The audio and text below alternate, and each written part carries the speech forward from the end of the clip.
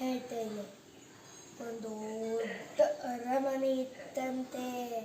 ಆ ಅರಮನೆಯಲ್ಲಿ ಒಬ್ಬ ರಾಜ ಇದ್ದಂತೆ. ಅವನಿಗೆ 3 ಮಂತ್ರಿಗಳಿದ್ರು. ಆ 3 ಮಂತ್ರಿಗಳಲ್ಲಿ ಯಾರು ಒಳ್ಳೆಯವರು ಯಾರು ಕೆಟ್ಟವರು ಅಂತ ರಾಜನಿಗೆ ಗೊತ್ತೇ ಇರಲ್ಲ. ಅದಕ್ಕೆ ರಾಜ ಒಂದು ದಿವಸ ಒಂದು ಉಪಾಯ ಮಾಡ್ತಾನೆ. ಇವರನ್ನ ಕಾಡಿಗೆ ಕಳಿಸಿ ಒಳ್ಳೆ ಹಣ್ಣನ್ನು ಆರಿಸಿಕೊಂಡು ತಗೊಂಡು ಬರ್ರಿ ಅಂತ ಹೇಳೋಕೆ ಅಂತ ಪ್ಲಾನ್ ಮಾಡ್ತಾನೆ. ರಾಜ ಒಂದು ದಿನ ಈ 3 ಜನರಿಗೆ ಒಂದೊಂದು ಚೀಲಗಳನ್ನು ಕೊಡ್ತಾನೆ. ನೀವು ಕಾಡಿಗೆ ಹೋಗಿ ಒಳ್ಳೆ ಹಣ್ಣನ್ನು ಆರಿಸಿಕೊಂಡು ತಗೊಂಡು ಬನ್ನಿ ಎಂದು ಹೇಳುತ್ತಾನೆ.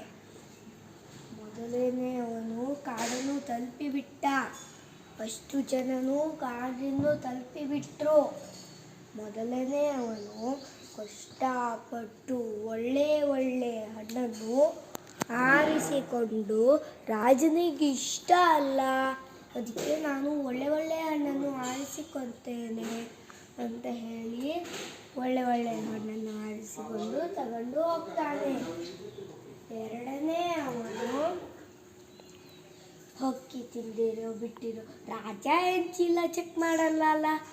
ನಾನು ಕೆಳಗಡೆ ಮಾತ್ರ ಹಕ್ಕಿ ತಿಂದಿರೋ ಬಿಟ್ಟಿರೋ ಹಣ್ಣು, ಕೆಳಗೆ ಬಿದ್ದಿರೋ ಹಣ್ಣು, ಕೊಳ್ತೋಗಿರೋ ಹಣ್ಣು, ಮೇಲೆ ಮಾತ್ರ ಒಳ್ಳೆ ಹಣ್ಣನ್ನು ಹಾಯ್ಕೊಂಡು ಹೋಗ್ತಾನೆ. ಮೂರನೆಯವನು ರಾಜ ಚೀಲ ಚೆಕ್ ಮಾಡಲ್ಲ, ಯಾರು ಜಾಸ್ತಿ ಇದೆ ಅಂತ ಮಾತ್ರ ನೋಡೋದು. ಅದಕ್ಕೆ ನಾನು ಕೊಡ್ಡಿ ಕಸ ಮುಳ್ಳುಗಳನ್ನು ಹಾಯ್ಕೊಂಡು ಹೋಗ್ತೇನೆ ಅಂತ ಹೇಳಿ ಹಾಯ್ಕೊಂಡು ಹೋದ.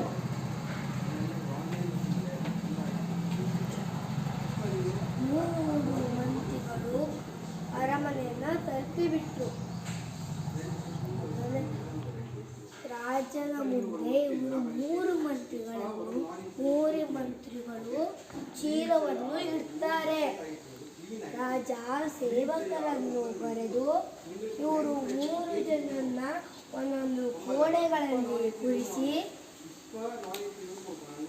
ಅವರು ತಂದಿರೋ ಚೀಲಗಳನ್ನು ಅವರ ಮುಂದೆ ಇಡಿಸಿ ಎಂದು ಹೇಳುತ್ತಾನೆ.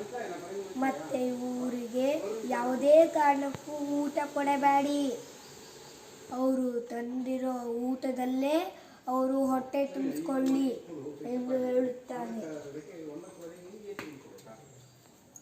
ಸೇವಕರು ಸರಿ ಅಂತ ಹಾಗೆ ಮಾಡ್ತಾರೆ. ಮೊದಲನೇ ಅವನು ಒಳ್ಳೆ ಹಣ್ಣನ್ನು ತಿಂದು ಆರೋಗ್ಯ ಆಗಿ ಹೊರಗೆ ಬರ್ತಾನೆ.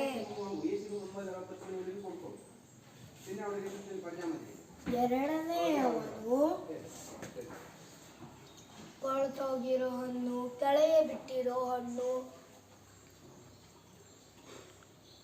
ಹಕ್ಕಿ ತಿಂದು ಬಿಟ್ಟಿರೋ ಹಣ್ಣು ತಿಂದು ರೋಗಿಷ್ಟ ಆಗಿ ಹೊರಗೆ ಬರ್ತಾನೆ.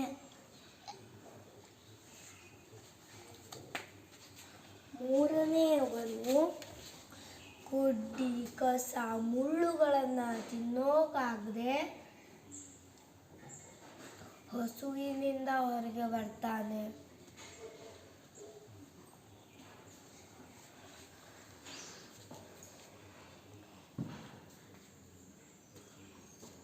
ನಿಮಗೆ ಇದರಿಂದ ಏನು ಅರ್ಥ ಆಯಿತು? ಅದಕ್ಕೆ ನಾವು ಒಳ್ಳೆಯದನ್ನ ಮಾಡಿದರೆ ಒಳ್ಳೆ ಫಲ ಸಿಗುತ್ತೆ, ಕೆಟ್ಟದ್ದನ್ನು ಮಾಡಿದರೆ ಕೆಟ್ಟ ಫಲ ಸಿಗುತ್ತೆ. Bye friends.